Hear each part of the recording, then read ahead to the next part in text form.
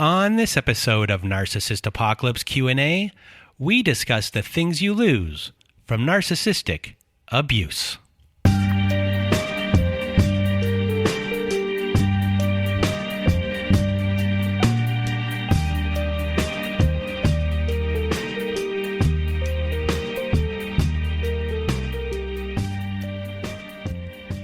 Welcome to Narcissist Apocalypse Q&A, everyone. I am Brandon Chadwick, and today we are going to be discussing the things you lose from narcissistic abuse.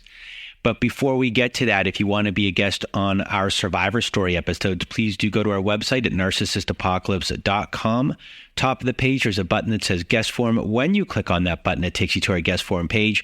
There, you can read all of our instructions and either send us an email at narcissistapocalypse@gmail.com or fill out our guest form and press the Submit button.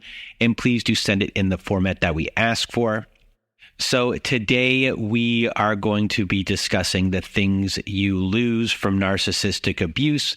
And we're going to be going through all these different things that you lose. We're going to explain some of them. And we're also going to be having some quotes that we found on the internet about these specific topics that were from survivors as well.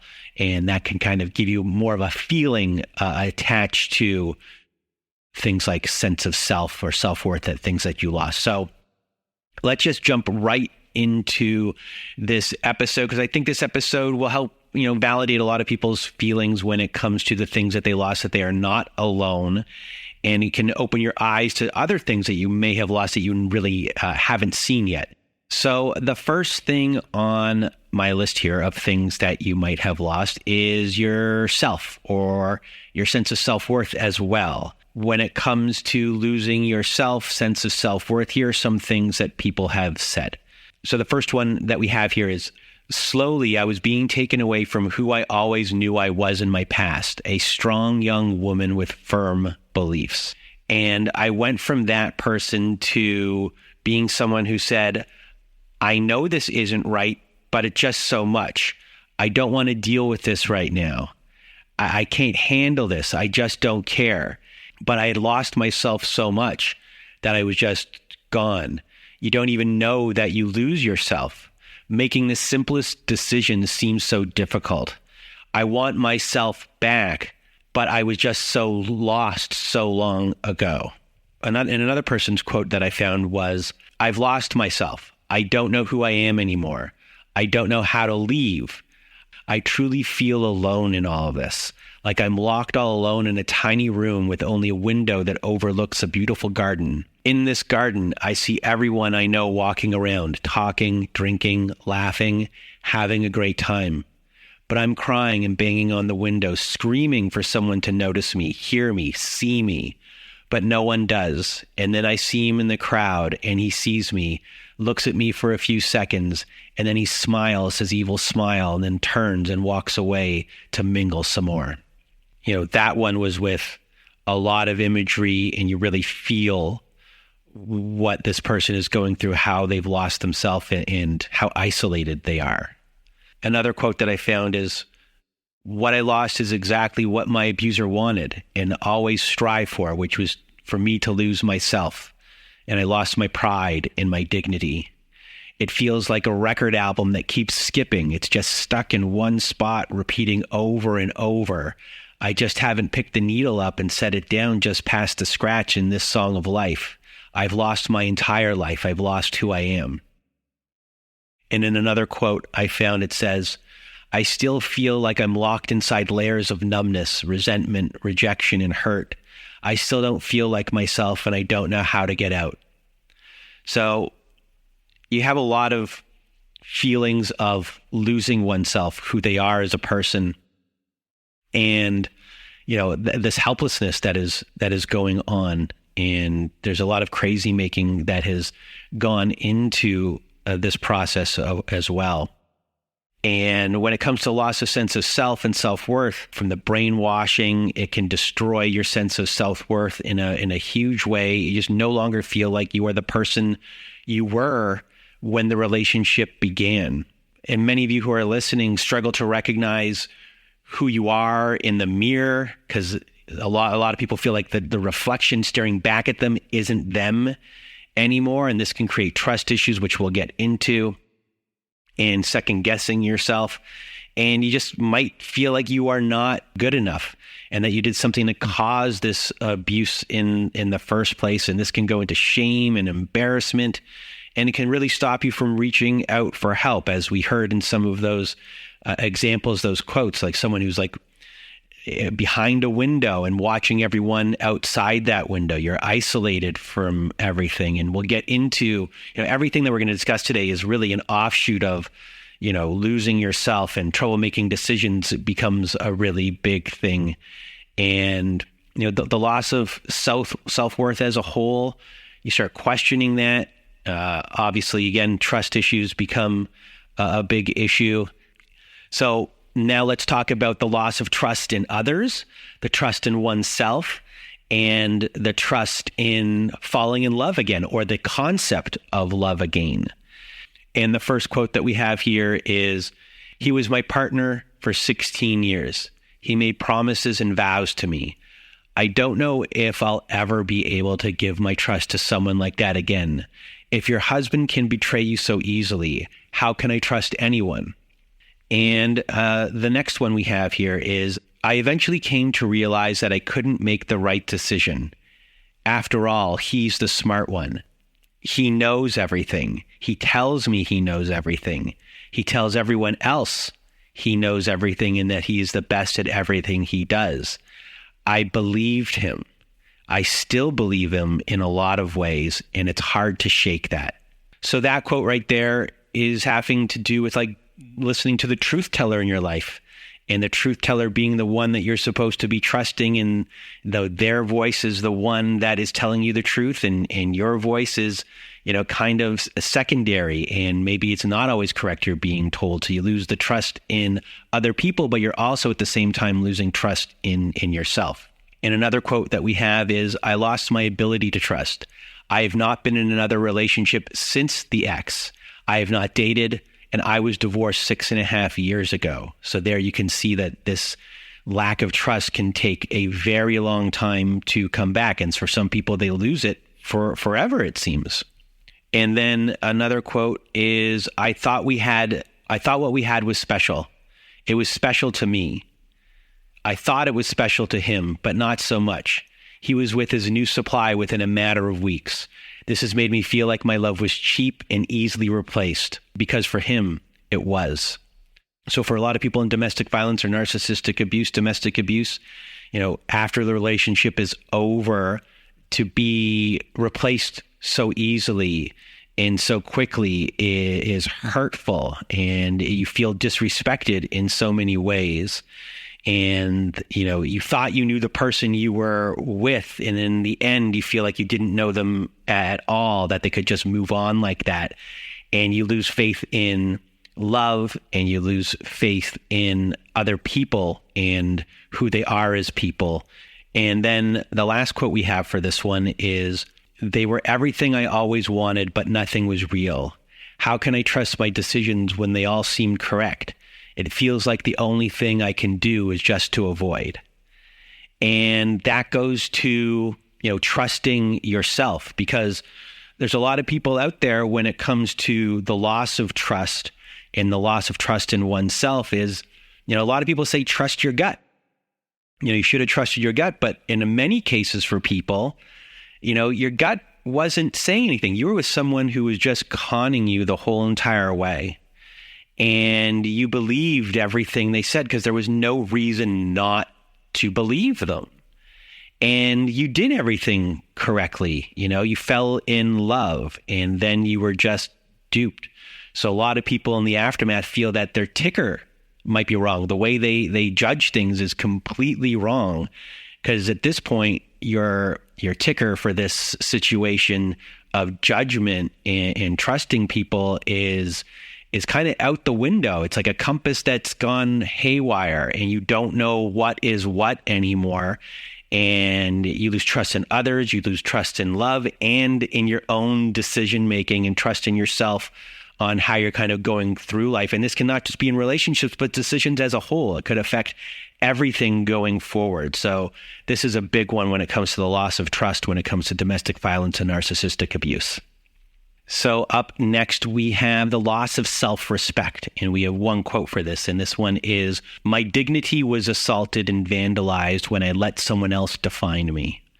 And that was a really interesting quote. To me, you are, in a lot of cases, the abuser is figuring out how to get your worth put into their hands, your competency put into their hands. And once it's in their hands, they can really do anything they want with it. They can toy around and play around. And a lot of people have a lot of loss of self-respect. There's the shame that kind of is going on here. They feel shame that this all happened, and they have this loss of respect for themselves. And it's not something that can easily be fixed. And, it is something that's very painful for someone to go through and feel when they really start to go down that rabbit hole. And it's, you didn't do anything wrong. If this happened to you, the people you're dealing with are manipulators, and they know how to get you to put your worth into their hands, and they're looking for those things. And a lot of times the first things they're doing in the love bombing stage is, buttering up the thing they eventually want to take away. But unfortunately, that shame and loss of self-respect is something really big, and it's hurtful. And, it takes a long time to go through all of that pain and heal from it. And up next on our list is the loss of self-esteem and confidence, and also the ability to problem solve. And that's due to the crazy making. And this can be linked to self-worth and self-respect. And a quote that we have for this is, "I was told I was unworthy, unstable, and unwanted by the only person in the world whose opinion mattered. I lived my life through their eyes. More and more I gave into their low opinion of me." And this comes back to them being the truth teller in your life, and them manipulating you into believing what they are saying, and having your worth put into their hands, your competency put into their hands, a lot of different things put into your hands, your self-esteem put into their hands, and them being able to push and pull and tug like a puppet master, and creates that, unstableness, and it creates a loss of self-esteem, a loss of confidence, and really makes you go crazy in so many ways, because it's part of the whole process of destroying the sense of self. And then another quote that we have for this one from an abuse survivor is, "I don't know what's what anymore. I can't even make decisions. I don't know if what I'm doing is right or wrong, because I was told I was wrong for so long. I freeze and nothing gets done." And this has a lot to do with everything we just mentioned, and the ability to problem solve. A lot of time with trauma, people have a traumatic stuff that's going on in their brain. And I've talked to many people, and even telling a story becomes difficult. There's a lot of jumping that's going on when it comes to trying to converse and tell a story. And it can really muddle your brain when it comes to just doing basic things in life, and even problem solving things become very, very difficult.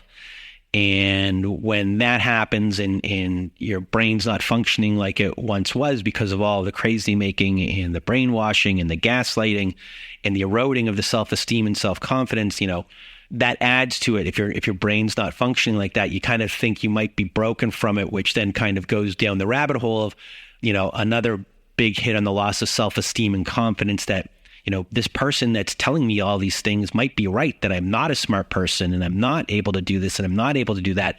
So it kind of feeds in here in this vicious cycle. And this happens to so many people. If it's happening to you, you are not alone.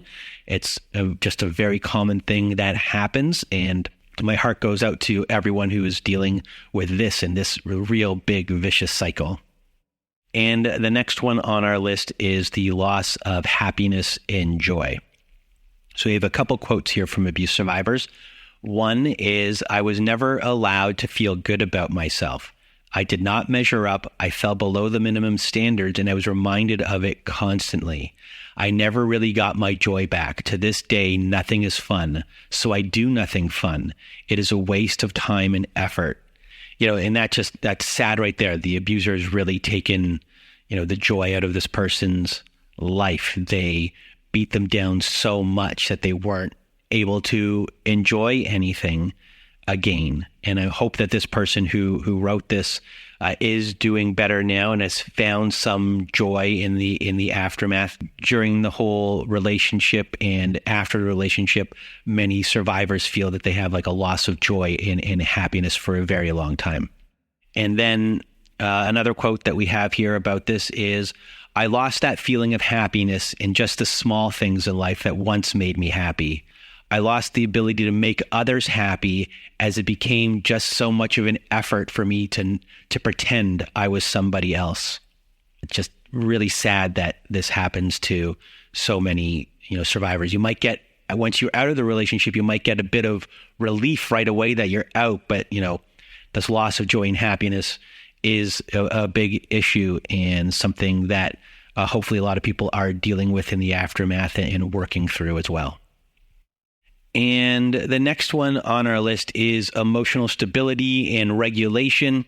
And we don't have a quote for this one, but many people who are dealing with the aftermath of abuse, when it comes to emotional stability and regulation, it's common to suffer mood swings, irritability. You might be finding yourself feeling emotionless in a lot of states. There could be a lot of numbness that might be going on as well. And you might also experience depersonalization, where it feels as though everything around you isn't really accurate with everything that's kind of going on. You might be disassociating.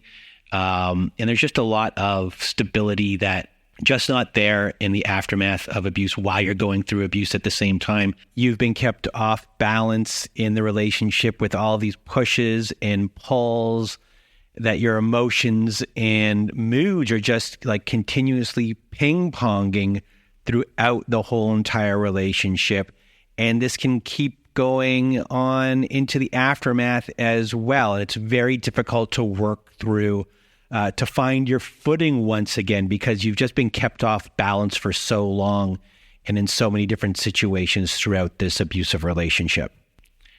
And the next one on our list is the loss of innocence. And we hear this one a lot. So the first quote that we have from an abuse survivor is, the biggest loss I sustained from my abuse was my innocence. I blindly loved a man that intentionally deceived me because I never knew people like that existed. I sacrificed everything to be with him. I was innocent, naive, and vulnerable, and I didn't even know it. I'll never be that innocent again. I can be vulnerable, I can be naive, but I'll never be innocent, and that is sad. And then another quote from a survivor is, my innocence was lost. I believed in the goodness of people, and I accepted people for what they presented me with. I never expected to be deceived at such a terrible level. This type of abuse really does feel like an assault on your emotions, your soul, and it just really feels deeply personal. So when it comes to innocence, there are so many people who have kind of gone through life not knowing that these people existed, like someone in one of these quotes already said. So you have no concept. You might have seen it in a movie or things like that, but you're like, this is a movie. These things don't really exist. These types of people don't really exist, or at least I've never come across one.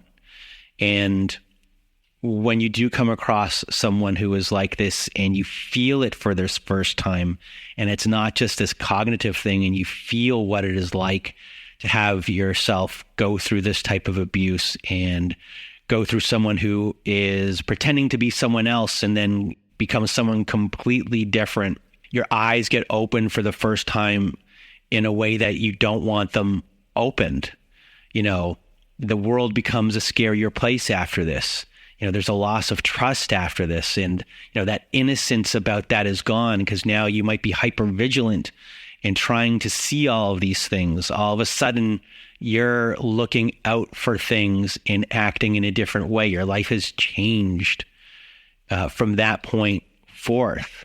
And it's sad that you have to go through that process, that you now have to look at people and not trust them first, and all things like that. It's a really sad occasion when this happens, because there's that loss of innocence and this thing about you.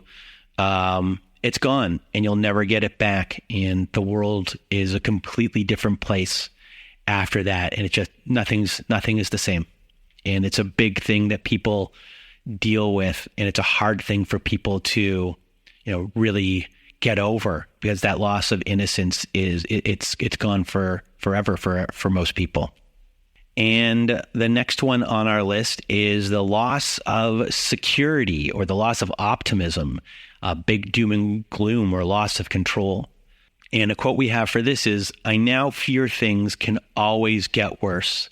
I no longer believe that I am secure in the world. I feel that no matter what I do, there will be forces that can take everything away from me, and I have no control over this." And this, this one also can hark back onto the loss of innocence, where now you don't feel secure in the world anymore. You might instead of being an optimist, you would become a pessimist, or have a Murphy's Law, and like, what can go wrong will go wrong. Like, that positivity is gone. It's lost because you've lost control once before, or, not that you lost control, but someone had control over you, taking it away from you. And having no control is scary. So you're, as I said before, hypervigilance might take over here. There's just a loss of security and the positivity, and that's kind of been stolen from you. So that's where this category comes in: the loss of security, optimism, and control.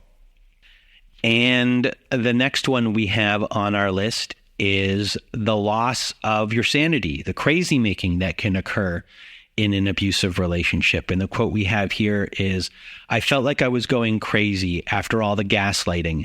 And even though I know that I was abused and I know that I did nothing wrong, for some reason, I still have moments where I feel guilty, like I could have done more, that maybe things were my fault. I know that sounds crazy, but that's how caught I am. Sometimes I just don't know what's what still, especially when a flashback hits me hard, like right in the face, and just sticks there with nowhere to go, but just to sit there for me to think about it."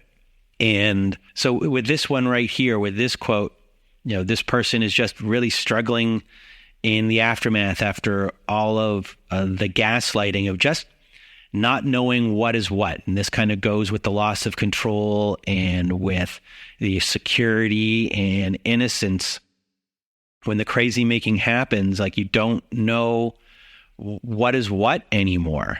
And, it's very hard to discern. I guess trust is also in here, because the crazy making, the loss, the sanity, you're not thinking straight.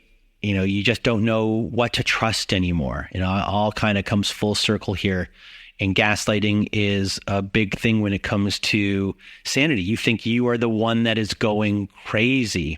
And in this quote, even in the aftermath here, they're still thinking about the relationship and still think that they might have been the one who's done something wrong, even though it's over.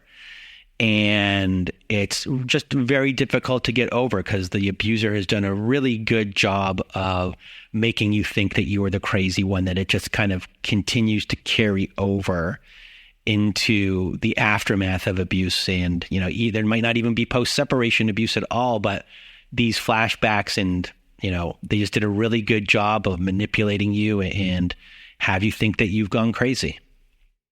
And up next on our list is the loss of boundaries. And the quote that we have here is, "I felt selfish for having my own needs. What I hadn't realized is that setting boundaries is in no way selfish, and instead coming from a place of self-love, respect, and worth. I always feared that setting boundaries would lead me to being abandoned and rejected, and not realizing that people who respect our boundaries are the ones who you should keep in our lives, and those that don't should be the ones that are removed."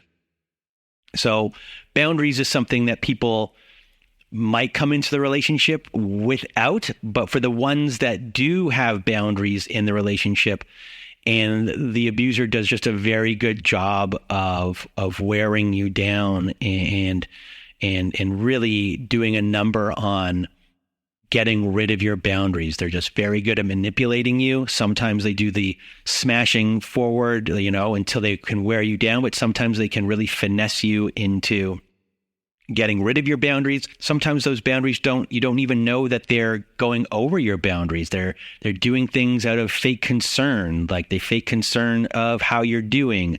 Sometimes they're pretending to say that they love you, and that's why they're worried about your whereabouts. They're crossing these boundaries in ways that you don't know sometimes. And so there's these boundaries you don't know that they're actually crossing and using, concern and love. And then on other occasions, they make it seem like you're the ones that are crossing their boundaries because they'll do a silent treatment or they'll withhold from you. So you jump over a boundary line yourself, and boundaries really get mixed up. And then in the aftermath, your boundaries were completely gone and you have to figure out how to rebuild everything from scratch again. So when it comes to abuse and domestic violence and narcissistic abuse, the loss of boundaries is a big thing that can happen during the relationship. And it's a pretty difficult thing to, start to establish in the aftermath because you feel selfish, just like that quote said, and it feels wrong to do so. And it's just a really hard thing to get back. Saying no becomes difficult again when you're trying to put your foot down and establish yourself because you might feel guilt or feel that you're selfish. So that is another big one, which is the loss of boundaries when it comes to abuse. And the next ones on our list are the loss of family and friends and children. And this can be twofold. One can be done out of isolation, where you're isolated from them, and in other ways it can be a smear campaign. So here are some quotes that we have from survivors of abuse. I guess I have a stubborn and unforgiving nature now. I walked away when they believed the gossip and him. Friends worse than family. So that one is just about how a smear campaign can work and how the people in your life, your friends and family, and sometimes children, part of parental alienation can happen as well, that they really start to believe the lies that are told. Another quote we have here is, I lost the love and respect I once had from my incredible children as they still wonder, where did my mother go? I want my mom back. I lost most of my friends and family members because isolation was easier than to look at them straight in their eyes and tell them, okay, everything is great, while I was still being abused. So right here, this goes to like shame and feeling a lot of shame for what you were going through. And because of that shame, isolation might have occurred. There's a loss of sense of self. You might not be standing up for yourself. You might not just be the same person anymore. And it affects your relationships with your friends, your family, and your children. People are wondering what happened to you. And the shame kind of puts this wedge in between everyone because you don't want to tell everyone what is going on because there's just so much shame around abuse. And for the people that are dealing with this, it's very difficult, this aspect of things, and you're not alone and you've done nothing wrong for anyone who's feeling like this right now. And then when it comes specifically to children, we have a quote here, which is, he took our daughter from school when she was 10 and attempted to take our son, but he wouldn't go with him. Our daughter was happy to stay as he had more money than me and he was able to buy her whatever she wanted.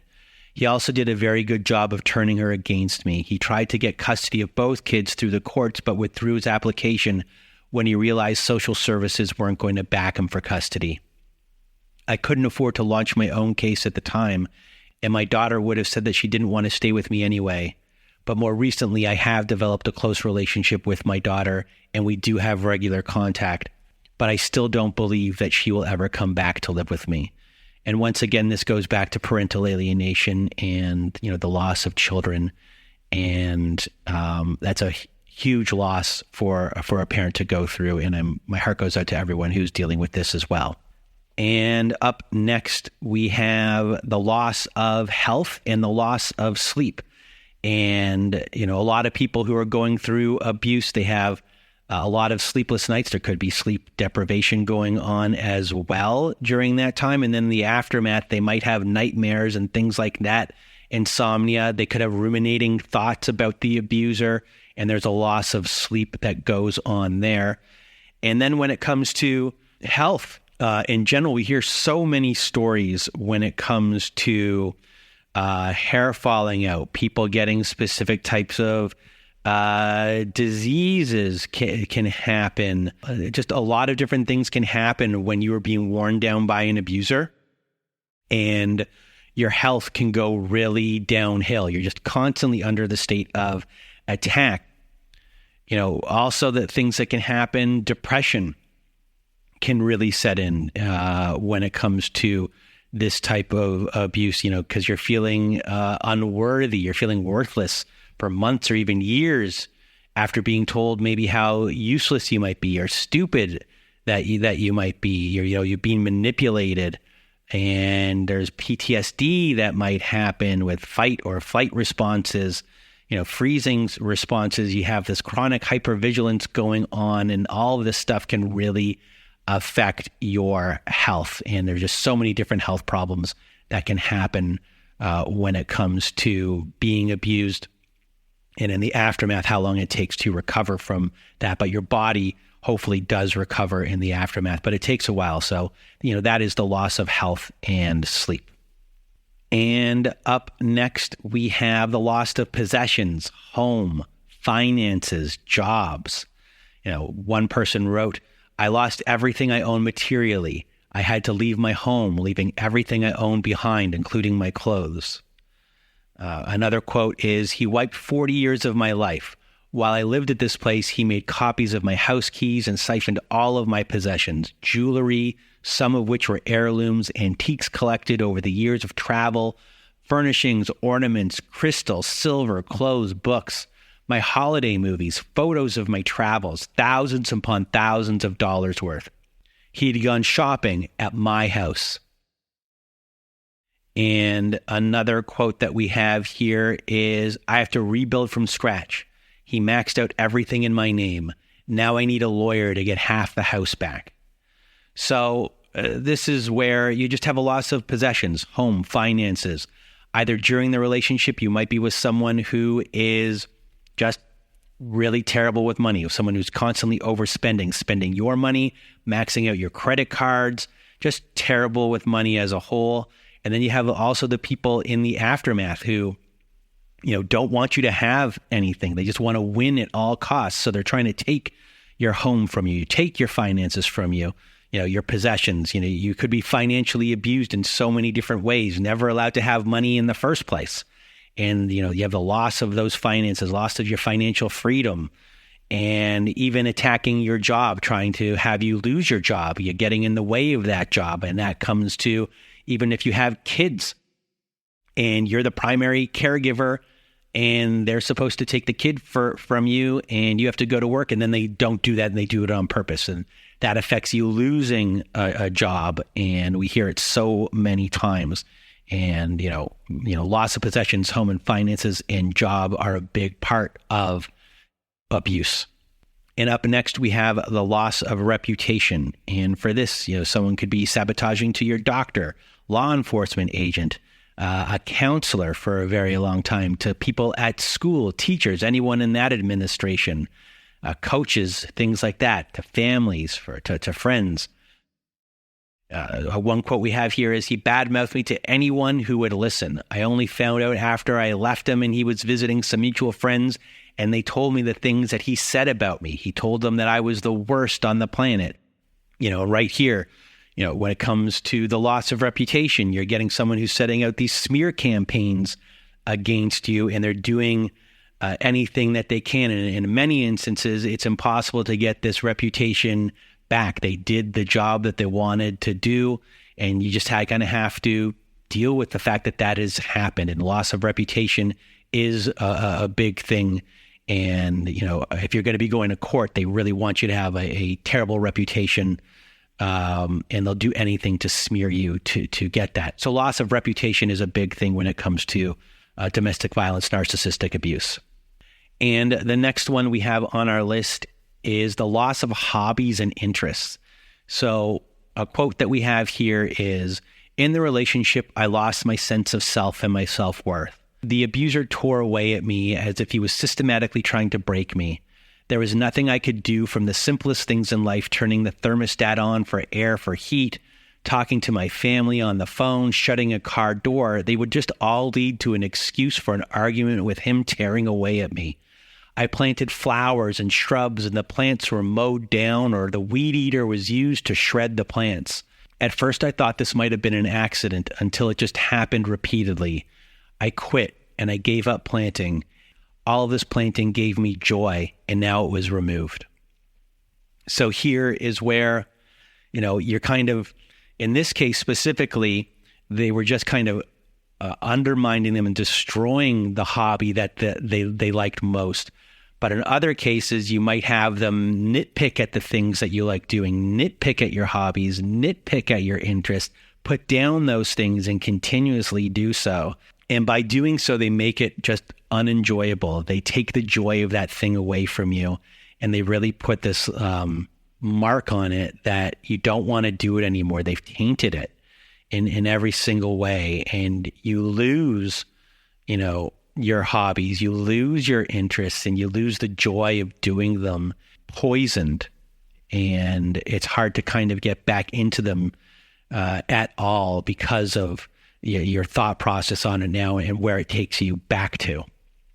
So that is the loss of hobbies and interests. And then the last one that we have on our list for this, before we get into therapy kind of stuff, is the loss of feelings. And someone wrote, "I lost the ability to feel, because if I went into thinking deeply about everything that happened, how this affected my family, how this affected my children, shame would come up. There'd be a lot of emotional hurt that would come up. And the best thing for me to do was to not feel anything, was to not think at all, and everything became numb." So when it comes to the loss of feelings and, let's say, numbness here, someone starts to avoid their feelings as a whole. Their feelings become scary. They don't want to delve into what happened. There's a lot of trauma going on, and the best thing to do is kind of dissociate in a lot of ways and avoid everything that has happened. And so many people do this to avoid those feelings. If it's guilt or if it's shame, it's just hurt and it's pain.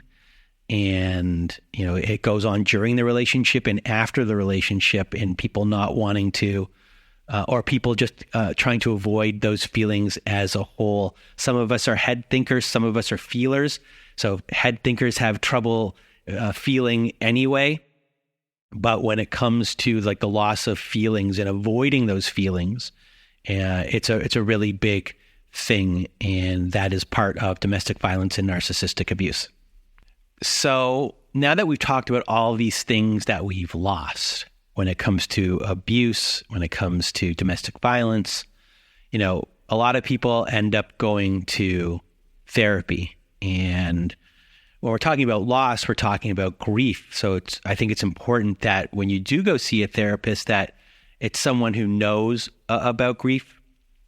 And also for some people out there, when you go to therapy, depending on your circumstances and your cultural circumstances, it's having some therapist that is with you who understands the culture you're coming from, whether it be race, whether it be religion, whether it be social economic status. It's important to have an understanding from your therapist from that point of view as well, that they can meet you where you're at and they can understand exactly what you're going through, so they don't gaslight you like society might have gaslit you during the process as well. Because you might be gaslit by the abuser in your life, who could be a family member, who could be a friend, who could be your partner, but you can also be gaslit by society, specifically when trying to get out of these processes or trying to get out of these relationships as well. So when it comes to a therapist, when it comes to this type of loss and in the aftermath, Hopefully you can find a therapist that understands the dynamics of abuse and of abusive relationships and doesn't engage in blaming you or pathologizing you when it comes to this type of abuse. You want someone who is a trauma or trauma-informed when they come to their practices. And a type of therapy could be somatic therapies, and those somatic therapies help unlock trauma stuck in your body and for your body to also be your guide. There's emotions-focused therapy, and with emotions-focused therapy, it's done to gain awareness of your emotions, as these relationships could have had you like all over the place, not allowing you to have your emotions or you not trusting your emotions. And with emotions-focused therapy, it helps you open up so you are welcoming these emotions, because for a lot of people, as we stated before, we're not allowed to have specific emotions, or they shut themselves down because it's too scary. And they allow your emotions to flow freely without restrictions. They help regulate your emotions so they don't overwhelm you.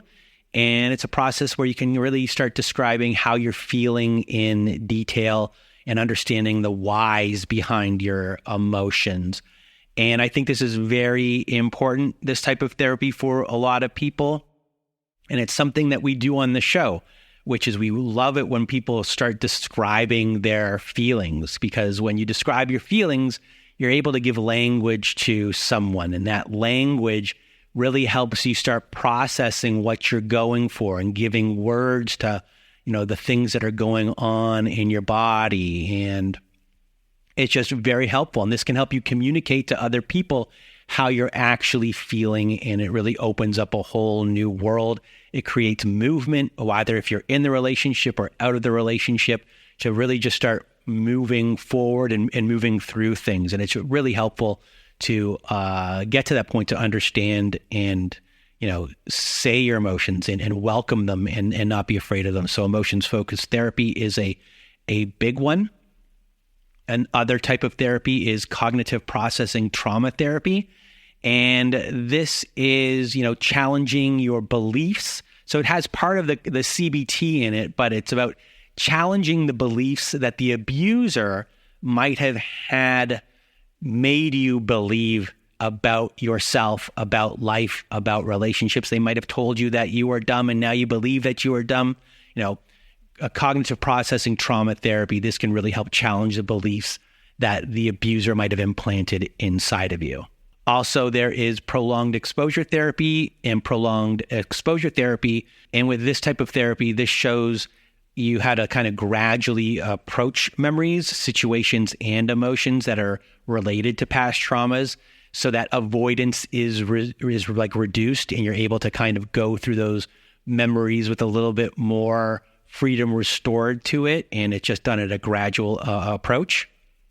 And then there's EMDR. And with EMDR, it encourages you to briefly focus on difficult memories while bilateral stimulation takes place, but that's the eye movement. And this can decrease the vividness and intensity of emotions connected to those memories, which I guess helps you go and move through them in an easier way, in a less threatening way. So things just aren't as scary as they were before. And then the last one on our list of the modalities is brief eclectic therapy, which is a combination of a bunch of different things. So it's a specific approach of helping clients deal with and overcome a traumatic event, and it combines elements of CBT, psychodynamic therapies, a focus on interpreting and processing emotions and thoughts. And a focus of brief eclectic therapy is on the emotions of guilt and shame that often occur in the aftermath of a traumatic experience. So that's another therapy that you might find useful when it comes to dealing with trauma and dealing with a loss and shame in the aftermath of all of these different types of losses of going through an abusive relationship. So that is it for our episode today. I hope that you found it useful. I hope you found it validating for the experiences that you are going through. And I hope that everything that was mentioned today just helped in any sort of way with what you're going through, either if you're in the relationship still or outside of the relationship. And if it helped you, send me an email and telling me that you enjoyed this episode and helpful. And if there's other episodes like this where we can kind of validate your feelings, we might do episodes on specific feelings in the future. If anything like that interests you, please let us know and we will try and make an episode about it. Hopefully you enjoyed this episode. And if you want to be a guest on our Survivor Story episodes, please do go to our website at narcissistapocalypse.com. At the top of the page, there's a button that says guest form. When you click on that button, it takes you to our guest form page. There you can read all of our instructions and either send us an email at narcissistapocalypse@gmail.com or fill out our guest form and press the submit button. And please do send it in the format that we ask for. Also, at our website, we have our very own safe social network, our own support group.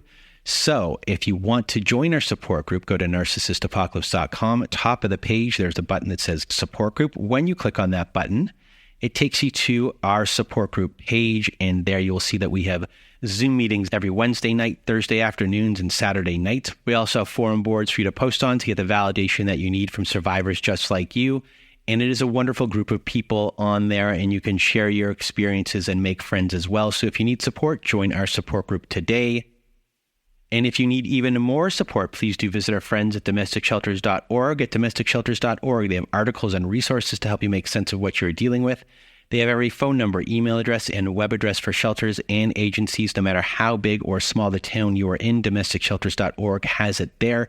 It is a wonderful free resource and a wonderful organization. So if you need extra support, please do go to domesticshelters.org. And we here at Narcissist Apocalypse have a new friend to the show, and they are an organization called Shelter Movers, and they can be reached at sheltermovers.com. And Shelter Movers helps survivors of domestic violence transition to a better and safer life. And it is a volunteer organization, a donor-supported organization, charitable organization as well. And what they do is they help coordinate moves for people who are getting out of domestic violence. It's an interesting part of the domestic violence escape process. And they help you get to safety, and they also help get your things out of your home and into storage, all of your belongings into storage. And they can do this for your pets as well, your livestock too. It's a wonderful organization. It is in Canada, and they're hoping to move into the United States. So if you need help from them or just want to donate to them, please go to sheltermovers.com. And that is it for today's episode. I hope you enjoyed it and learned from it. And I hope you have a good night.